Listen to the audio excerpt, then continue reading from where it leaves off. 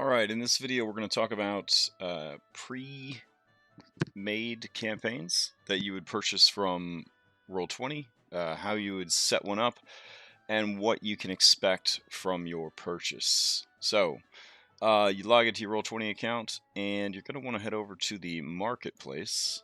Here, I am going to be using Storm King's Thunder as my example. Storm King's Thunder came out a while ago. It is a very interesting adventure. I enjoy it quite a bit. I would rank it a bit difficult to run, especially if you are a newer DM.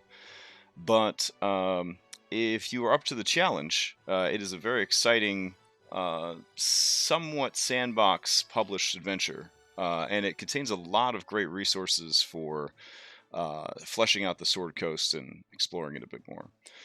Also, it's one of the cheaper ones available through Roll20 at only $24.99 as of the time of this video. Adventure claims to take you from levels 1 to 11. Right away, I'm going to let you know that's not 100% true. It's meant to take you from level 5 through level 11 plus. The first 5 levels is accelerated advancement, unless you are bringing level 5 characters in from a different campaign, because D&D 5th edition has a lot of level 1 to 5 or 1 to 6 campaigns that you could run that kind of make a good segue into Storm King's Thunder. Alright, so we purchased our module. Now we're going to go over here and we're going to create a new game. So you're looking for this pink Create New Game button. You can also go to Games, drop down menu at the top, and do Create New Game. So we're going to create a new game.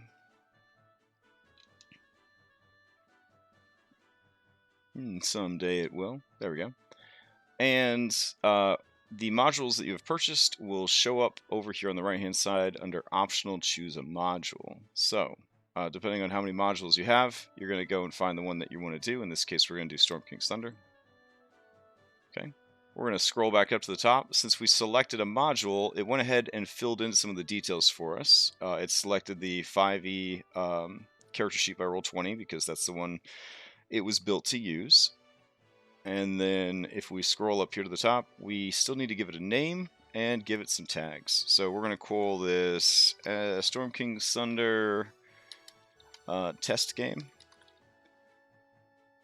And for tags, we're going to put test and Storm King's Thunder. Sure. Alright. And that's the only options that we have. So there's a big old button at the bottom, or the same button up here at the top. We're going to say, check, I'm ready, create game.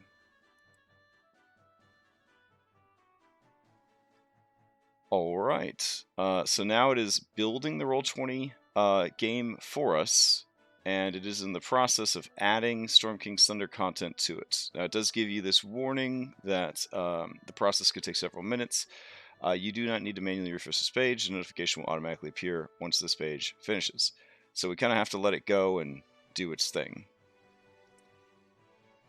Alright, there we go. The module Storm King's Thunder is successfully added to the game. Now, this is where you would go and set up your settings for the game, just like if you were making one from scratch. So you could add in any custom add-ons. So if you have like critical hit decks or loot cards or any of that fun stuff, you can add it in. You can also explain to people that you're playing a 5th edition game. And you could also go in here and say when that next game is going to be and what time that game is going to be at, and so on and so forth. It does not have a description built in, so you could go to the advertisement, I guess, and left-click drag, copy it, paste it in. Alright, cool. Now there's the description for the game. And there are no custom tokens. These are the things that mark statuses on your miniatures. By default, there's going to be the default ones, but you could purchase additional ones from the store and add them at this time. So you could go through and add some tokens in if you wanted to. Alright, and you can also go to your settings and just check out your game settings real quick. These are going to be whatever the person who published the adventure or wrote the Roll20 module of the adventure chose. So I'm going to go ahead and say public access is allowed. Let's see, background image, sure, we'll put a cheesy background image. I'll allow my players to import. Let's see.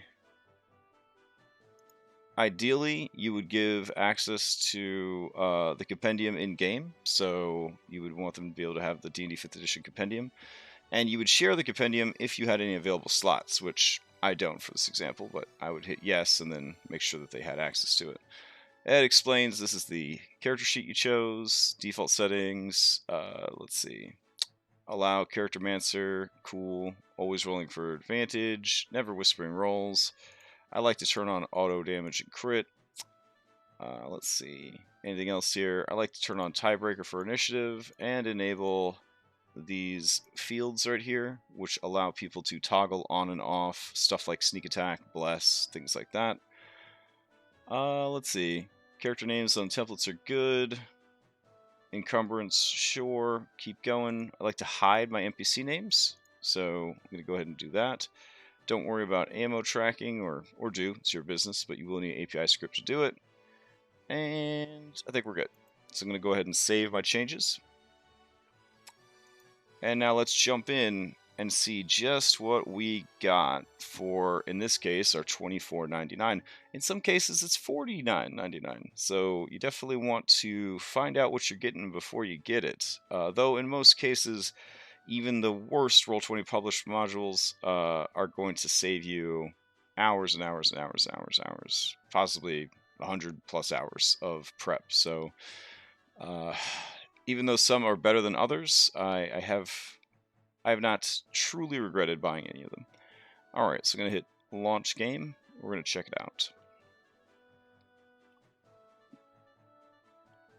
All right, it's booted up, and we're getting ready to hop in there. Since this is our first time hopping onto the Roll20 server for the new game that we have made, everything is going to be at the default stuff. So there's going to be a honking big picture of our user picture, which you can move these around the screen, which is kind of cool. So if you do like having the pictures, you could kind of rearrange them on the screen. I'm going to go over to my settings and be able to check what my settings have here. I'm going to make sure I got some 3D dice. The dice are automatically rolling themselves. These are things that I'm just in the habit of always checking to make sure that I'm doing. Alright, I'm going to keep scrolling down. I like to use Discord for voice, so I'm just going to go in here and turn all of that off. So I'm going to go down to video and audio chat, and I'm going to say none. Alright, which will cause it to refresh.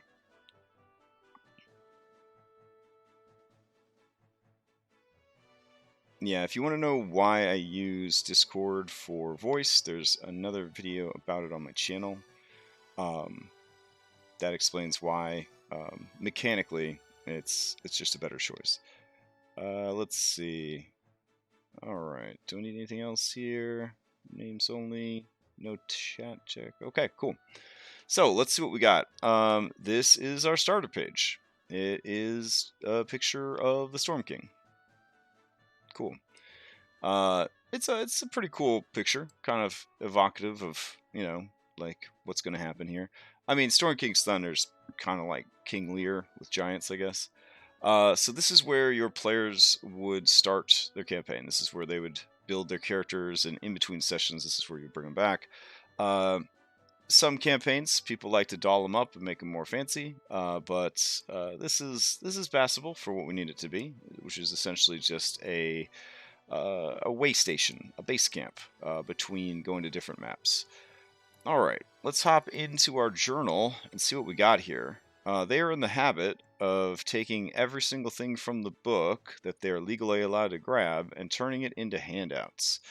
Those handouts are then linked back and forth with each other. As you can see, this is a beefy adventure. It's got a lot of stuff here. Because it's an official Wizards of the Coast adventure, it is able to include all of this, all of these monsters, and artwork for the monsters, which third-party products they kind of suffer in that they are not allowed to use the official art from any of the D&D stuff. So sometimes you will get really ugly art, or you will just get tokens that say, bear on it. It just actually is the word bear written on it. They don't have a picture of a bear. I guess they couldn't go get a free picture of a bear for whatever reason. Yeah, but this one has handouts galore. So many handouts, so much information, so many miniatures. Pretty cool stuff, right? So all of this is already built for you. So you can look at this, and I'm going to say that just about everybody could probably benefit from spending $25 to have all of these handouts and monsters and NPCs created for them automatically. So this is not a bad situation at all. If anything, it's a tremendous amount of content.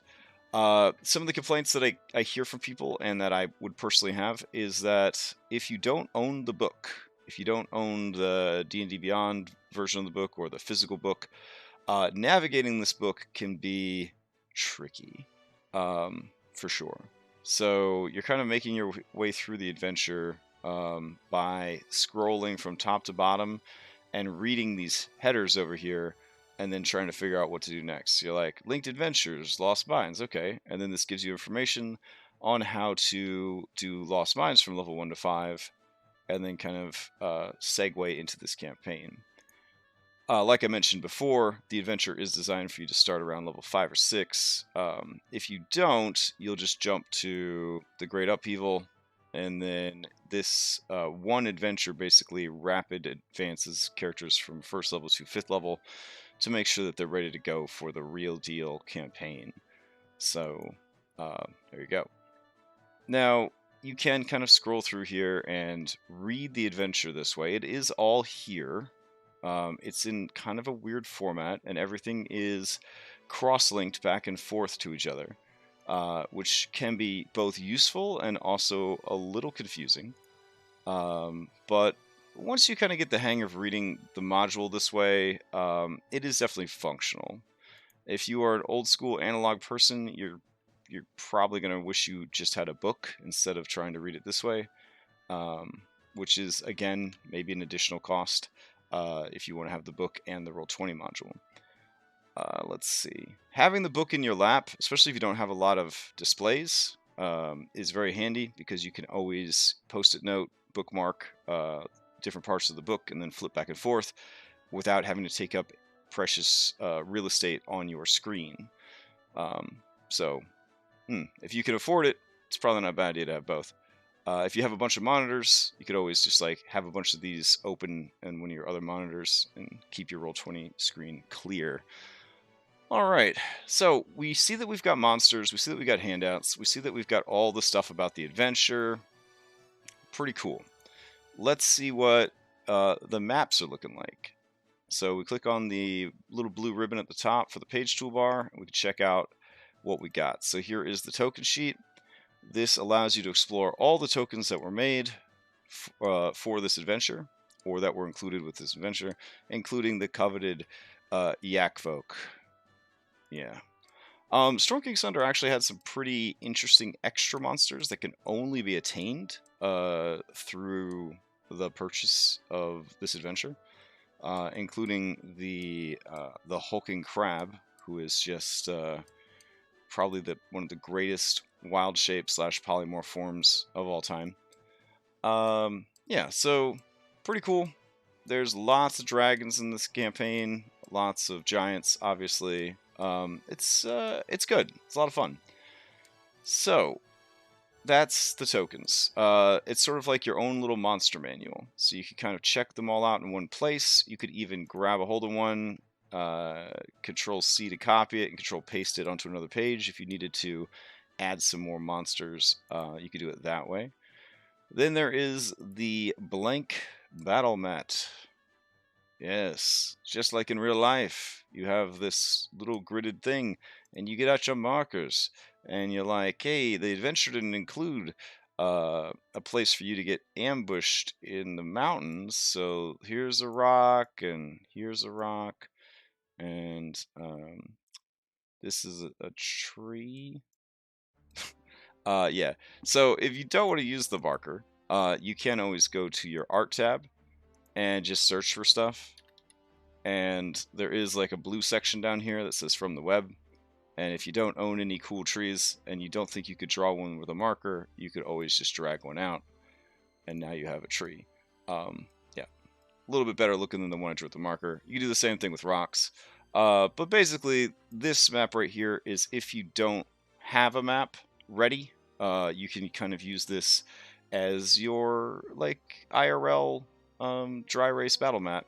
But you have the technology that you could still drag stuff out to make it a little bit more interesting. So here we go.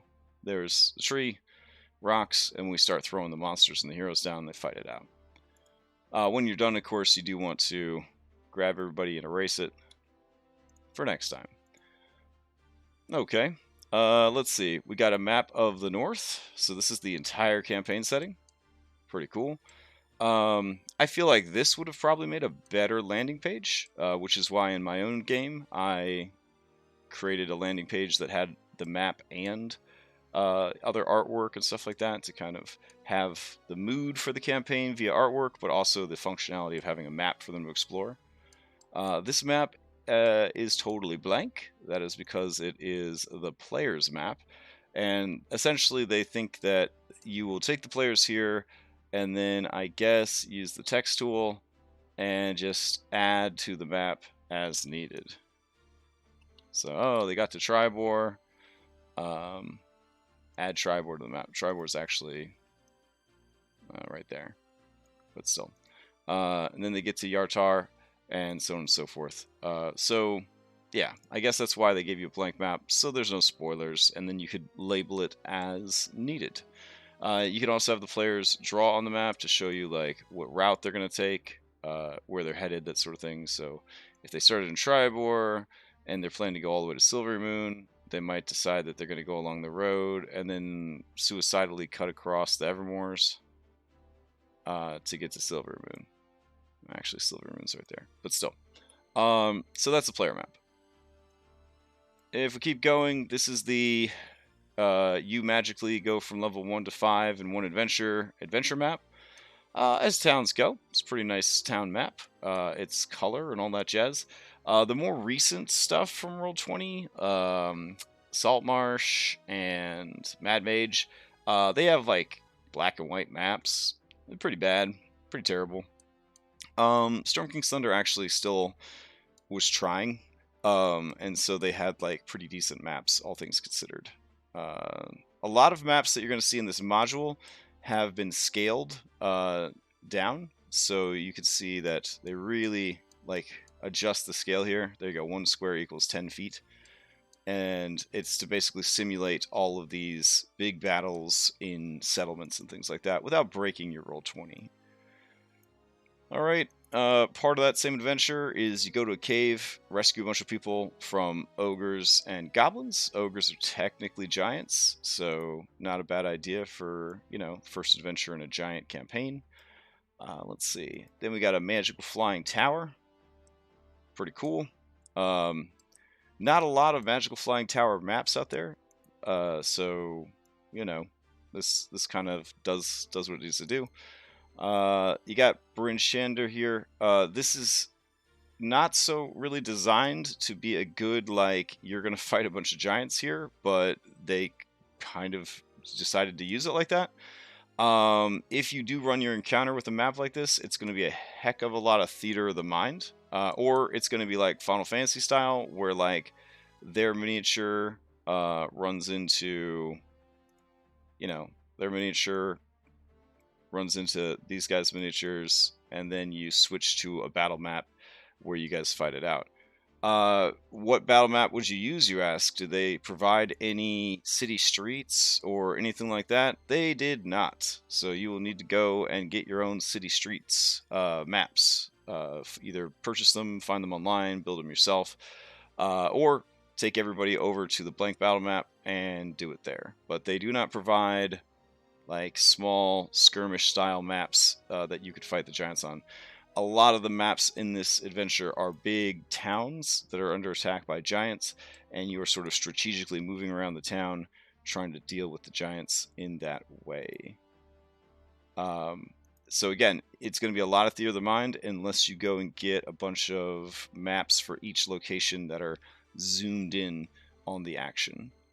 And yeah, so are there any actual dungeon maps? Yes, there are dungeon maps. For example, if your characters were going to fight the fire giants of Iron Slag, they've got 2 lovely maps of their headquarters. And again, you're fighting giants here, so giants are huge creatures. So when you zoom in real close, like that's the medium-sized creature right there, and that's like a huge creature. But because they're giants, all these maps are really big, so the scale on all the maps is adjusted accordingly. It's very interesting.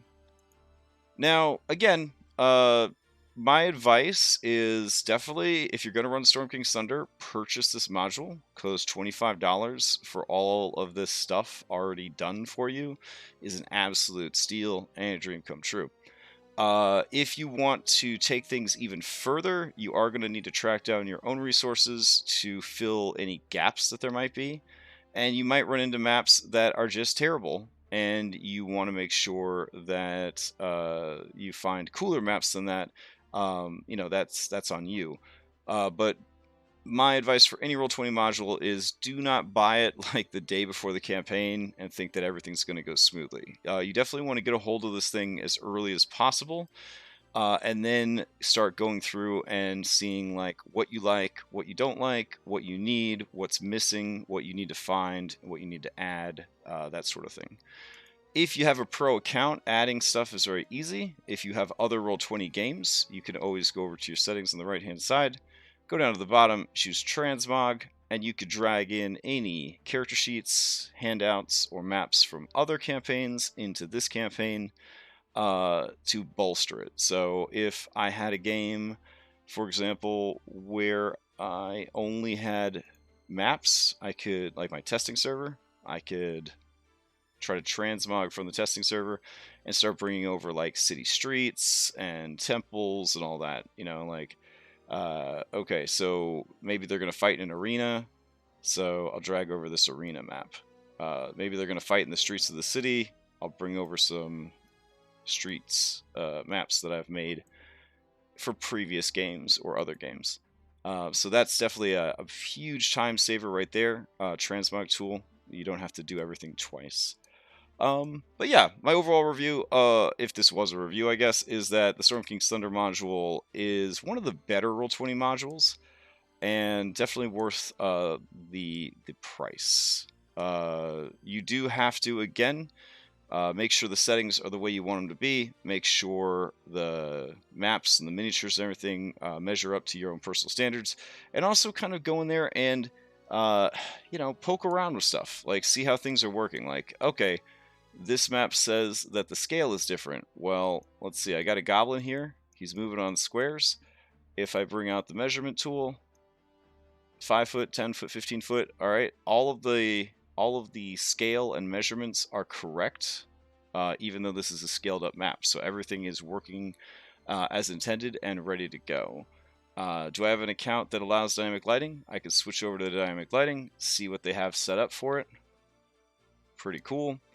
If I wanted to test it, I could always bring in some player character miniatures that have sight enabled, plop them down on the map, hit Control L, and sort of explore the map a little bit and see how that dynamic lighting is going to look for the players when they get there.